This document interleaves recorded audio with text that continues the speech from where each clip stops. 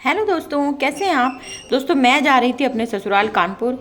अभी नागपुर से लौटे। चेहरा देखो कैसे 12 बजे हुए मेरे चेहरे पर, क्योंकि मैं सो नहीं पाई थी। नागपुर से लौटने के बाद सिर्फ 15 घंटे का मेरे पास टाइम था, जिसमें मैंने कपड़े अपने सब धो के अपने ससुराल जाने के लिए, कानपुर जाने के लिए मैं रेडी हुई। और बस जल्दी फिर ट्रेन में बैठ गए हम लोग।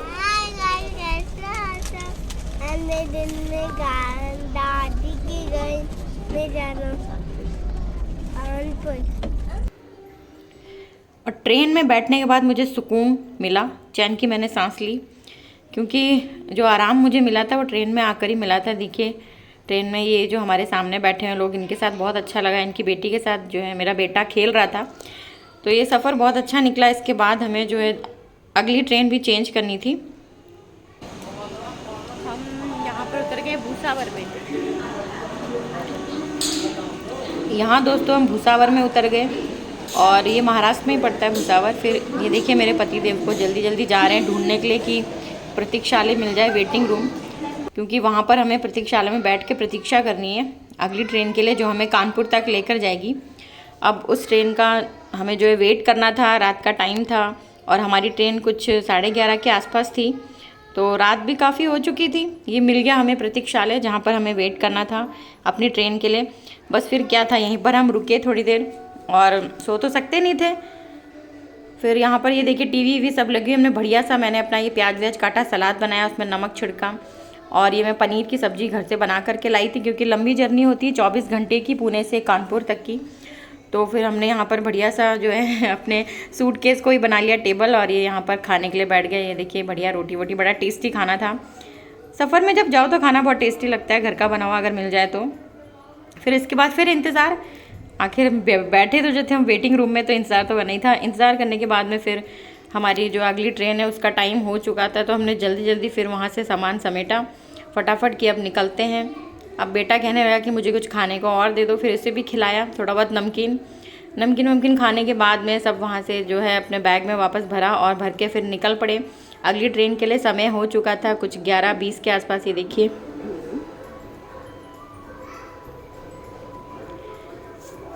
फिर सामान सारा जो है लेकर के जाना था अगली ट्रेन में। बहुत ज़्यादा थकावट भरी ये जर्नी हो गई थी, रात का टाइम था। मुझे तो यही लग रहा था कि कब ट्रेन मिले और मैं आराम से अपनी सीट पे सोऊं। हमारी ट्रेन आ ही गई देखिए। फिर हम जल्दी जल्दी जो है उसमें बैठे, ट्रेन में जा कर के बैठे, और ये देख रहे थे कि अब ये मेरी शक्ल पे देखिए फिर से 12 बजे हुए, क्योंकि मुझे सोने को नहीं मिल रहा था।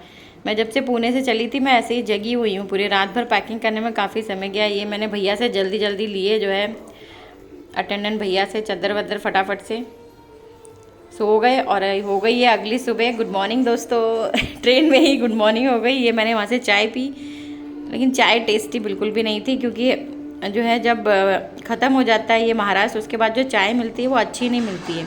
महाराष्ट्र में बहुत अच्छी चाय मिलती है ट्रेन में। फिर यहाँ पर जो है सिद्धांत ने ये केक वेक खाया। मैं काफ़ी जो है सामान खाने का अपने घर से लेकर आई थी। लंबी जब जर्नी होती तो ये सब सामान लेकर चलना होता है। सफ़र काफ़ी अच्छा रहा था। साथ में ये बच्चे सामने लोग थे। ये मेरा एक पिटारा, मैजिक पिटारा इसको कह सकते हैं, क्योंकि इसके अंदर खाने की काफ़ी सारी चीज़ें थी। इसी में से निकाल के अपने बेटे को मैं देती जा रही थी, तो वो खा रहा था, क्योंकि जो रास्ते का खाना होता है वो ज़्यादातर हम नहीं लेते हैं। और ये अटेंडेंट भैया को देखो, ये क्या देखा मैंने ये अटेंडेंट भैया बेचारे थक गए, क्या करें।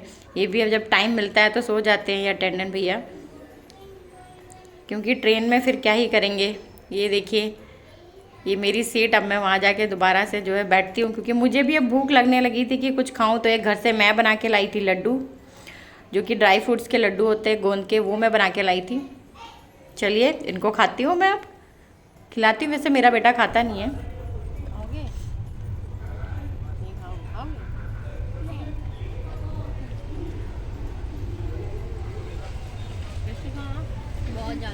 तो लड्डू बहुत ज़्यादा टेस्टी थे ये सब चीज़ें। अब देखिए दोस्तों, ये आ गया है गुलाब जामुन, यानी कि उरई पड़ा। अब हमें उरई में तो बहुत अच्छे टेस्टी गुलाब जामुन मिलते हैं, तो मैंने तो पहली बार ही ट्राई किए।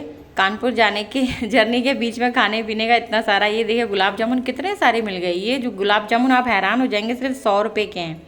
इतने सारे, कम से कम इसमें 10 या 11 पीस थे। पूरा भरा हुआ था डब्बा, और बड़े बड़े गुलाब जामुन थे। देखिए आपको दिखाती हूँ, ये देखिए। फिर बस क्या था, गुलाब जामुन खाए हमने इसी तरह से बस ये जर्नी जो है ट्रेन की खाते पीते निकाली। बहुत टेस्टी थे, मैंने सिद्धांत को भी दिया खाने के लिए क्योंकि उसको भी गुलाब जामुन बहुत पसंद है। उसके बाद जो है नंबर था उसके पापा का, मेरे हस्बैंड का। पतिदेव मेरे ऊपर वाली सीट पर लेटे हुए थे, तो वो देख रहे थे कि अब ये गुलाब जामुन जो है मुझे कब डब्बा मिलेगा गुलाब। देखिए दोस्तों कितने टेस्टी हैं। आप भी जब यहाँ निकलें इस जर्नी में, तो उरई जब पड़ता है बीच में कानपुर जाते समय, तो वहाँ पर आप ज़रूर ये गुलाब जामुन ट्राई कीजिए। कह रहे ऊपर से पतिदेव कि मुझे तो दे दो, सारा खुद ही खा जाओगी। अब मैं उनको दे रही हूँ, ये वो भी ट्राई करें। ये देखिए महाराजा जैसा बन के बैठ के बढ़िया आराम से, ये देखो लेट के खाना खाने का जो आनंद आता है ना, वो ट्रेन में ही आता है आराम से, क्योंकि करना कुछ पड़ता नहीं है। मुझे भी कुछ काम वाम नहीं करना पड़ा। ये मेरा स्टेशन आ गया था कानपुर, मेरा ससुराल। बड़ी खुशी हो रही थी कि हम फाइनली पहुंच गए अपने ससुराल में। मैं पहुंच गई हूँ। ये मैंने खोला जल्दी से अपना, ये फटाफट एसी का डोर वगैरह बाहर निकल के आ गए। अब हम ये पहुंच चुके हैं जो है कानपुर। अब यहाँ से जो ट्रेन थी उसको टाटा बाय बाय किया। ये वाली ट्रेन थी जिसमें हम आए थे। ये हमारे साथ के लोग थे जो हमारे सामने बैठे हुए थे। बड़ी मन में खुशी हो रही थी कि चलो जैसे तैसे करके, जर्नी थोड़ा लंबी थी लेकिन अच्छी थी। अगर जर्नी लंबी हो कोई फ़र्क नहीं है, बस जर्नी जो है वो इंटरेस्टिंग होनी चाहिए, अच्छी होनी चाहिए, सफ़र मज़ेदार होना चाहिए। जो बहुत मज़ेदार सफ़र लगा मुझे ये, अच्छा था। बस थकावट तो हो ही जाती है जब भी सफ़र करते हैं। और मेरे हस्बैंड जो है फ़ौजी हैं, तो हम लोग को ऐसे ही जो है, आज अभी हम पुणे में रह रहे हैं, उसके बाद फिर हमें कहीं और हमारा ट्रांसफ़र हो जाएगा तो वहाँ जाना पड़ेगा। तो ऐसे हमें जर्नी अक्सर करनी पड़ती है, यहाँ से वहाँ जाना ही पड़ता है। फिर अभी इसके बाद में जो है, ये देखिए आप वो स्टेशन जो मेरा ससुराल है कानपुर कानपुर पहुंच गए। ये कानपुर का सुंदर सा स्टेशन है। और कानपुर में जो है ई रिक्शा बहुत ज़्यादा चलते हैं, तो आपको थोड़ी देर बाद ये देखिए ई रिक्शा मिल जाएंगे। यहाँ पे ई रिक्शा जगह जगह चलते हैं, समझ लीजिए कानपुर की जान है ई रिक्शा।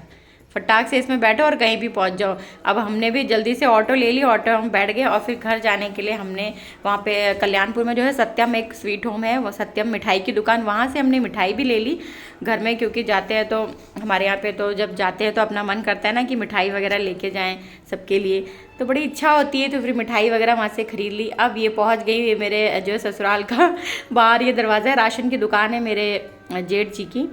तो वहाँ बाहर ये सारे आप देख रहे हैं कार्टून वगैरह रखे हुए, राशन के सारे डब्बे वगैरह हैं। अब हम पहुँच गए अपने घर में। सिद्धांत भी बड़ा खुश हो रहा है कि चलो अब मैं फाइनली जो है बड़ी मम्मी और पापा के पास आया हूँ। और ये खुशी के मारे मेरा भी ठिकाना नहीं रहा। जल्दी से मैं गई अंदर अपनी, मैंने जेठानी को पैर छुए, उनको गले लगाया। और बड़े पापा ने भी सिद्धांत को बहुत ज़्यादा प्यार दिया। बहुत प्यार करते हैं सिद्धांत को सब लोग, क्योंकि बहुत छोटा है वो घर में सबसे। मैं खुद भी घर में सबसे छोटी हूँ, बाकी सब मेरी जेठानियाँ हैं और मैं एक ही हूँ सबकी देवरानी ये उन्होंने मिठाई हमें खिलाई, बहुत टेस्टी ये भी मिठाई थी, बहुत टेस्टी लगी, तो ये मेरी जेठानी ने खिलाई। और ये एक और जेठानी के घर गए। हम लोग जॉइंट फैमिली में रहते हैं, तो वहाँ पर काफ़ी मेरी 5-6 जेठानियाँ एक साथ ही रहती हैं। ये मैं सबसे मिली बच्चों से। तो बाय बाय दोस्तों, आपको कैसा लगा मेरा ये ब्लॉग कमेंट करके ज़रूर बताइएगा। Okay bye bye, love you.